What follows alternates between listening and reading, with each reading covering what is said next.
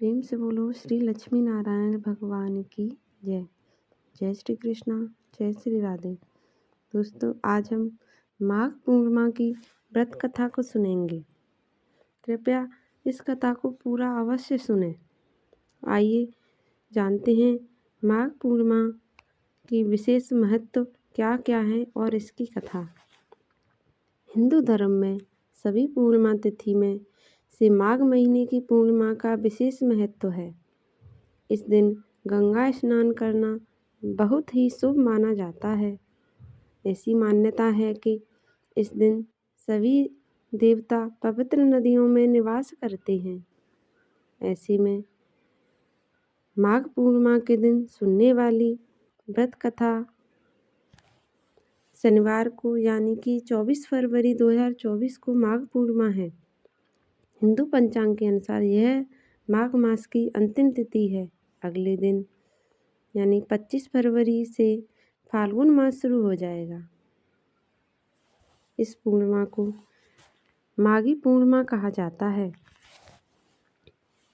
ज्योतिषों के अनुसार माघी पूर्णिमा पर पवित्र नदियों में स्नान करने की परंपरा पुराने वक्त से चली आ रही है। ऐसे में आज हम आपको माघ पूर्णिमा व्रत कथा सुनाएंगे। ब्रह्म वैवर्त पुराण में भी यह बताया गया है कि पूर्णिमा के दिन श्री हरि विष्णु जी पवित्र नदियों में निवास करते हैं। ऐसे में अगर आप पूरे माघ महीने के दौरान नदी में स्नान नहीं कर पाए तो माघ पूर्णिमा पर ज़रूर स्नान करें।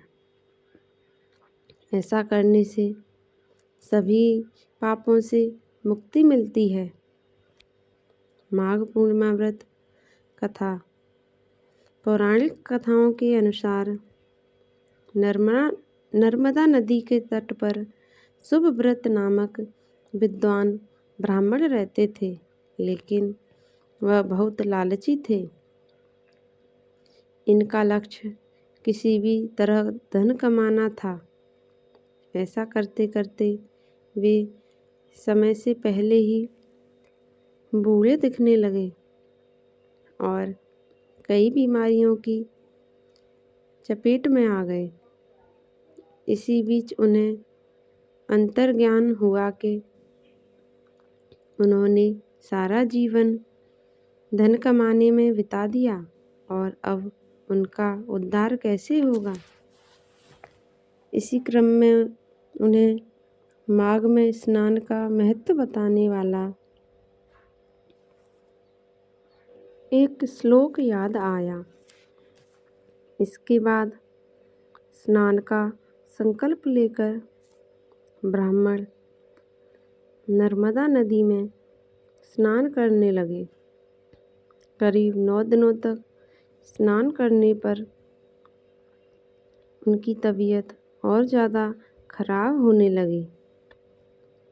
तबीयत बिगड़ने से उनकी मृत्यु का समय आ गया।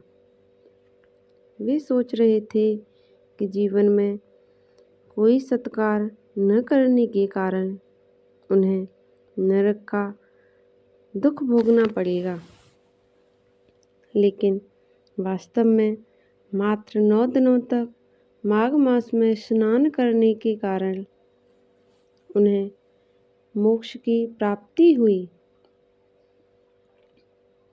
माघ पूर्णिमा की पौराणिक व्रत कथा दूसरी। एक अन्य पौराणिक कथा के अनुसार कानगर में धनेश्वर नाम का ब्राह्मण निवास करता था। वह अपना जीवन निर्वाह दान पर करता था। ब्राह्मण और उसकी पत्नी की कोई संतान नहीं थी। एक दिन उसकी पत्नी नगर में भिक्षा मांगने गई, लेकिन सभी ने उसे बांझ कहकर भिक्षा देने से इनकार कर दिया।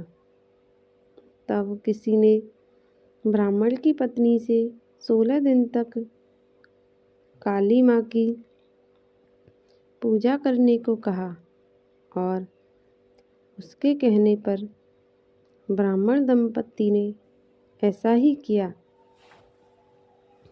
उनकी आराधना से प्रसन्न होकर माँ काली प्रकट हुई और उस ब्राह्मण की पत्नी को गर्भवती होने का वरदान दिया और कहा कि अपने सामर्थ्य अनुसार तुम हर पूर्णिमा को एक दीपक जलाओ। इस तरह हर पूर्णिमा के दिन एक दीपक बढ़ाती जाना जब तक कम से कम 32 दीपक न हो जाएं। ब्राह्मण ने अपनी पत्नी को पूजा के लिए पेड़ से कच्चा फल तोड़कर दिया। उसकी पत्नी ने पूजा की और फलस्वरूप गर्भवती हो गई। वह प्रत्येक पूर्णिमा को माँ काली के कहे अनुसार दीपक जलाती रही। माता काली की कृपा से उसके घर में एक पुत्र रत्न की प्राप्ति हुई, जिसका नाम देवदास रखा गया। देवदास जब बड़ा हुआ तो उसे अपने मामा के साथ पढ़ने के लिए काशी भेजा गया।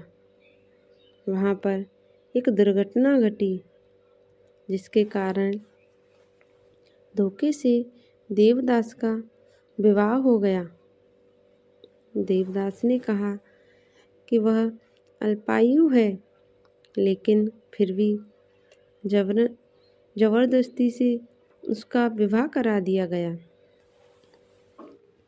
कुछ समय बाद काल देवदास के प्राण लेने आए, लेकिन ब्राह्मण दंपत्ति ने पूर्णिमा का व्रत रखा था, इसलिए काल उसका कुछ नहीं बिगाड़ पाया। तभी से कहा जाता है कि पूर्णिमा के दिन व्रत करने से सभी संकटों से मुक्ति मिलती है और सभी की मनोकामनाएं पूरी होती हैं। धन्यवाद दोस्तों। कैसी लगी आपको कहानी कमेंट बॉक्स में ज़रूर बताना। जय श्री राधे, जय श्री कृष्ण, जय श्री हरि विष्णु।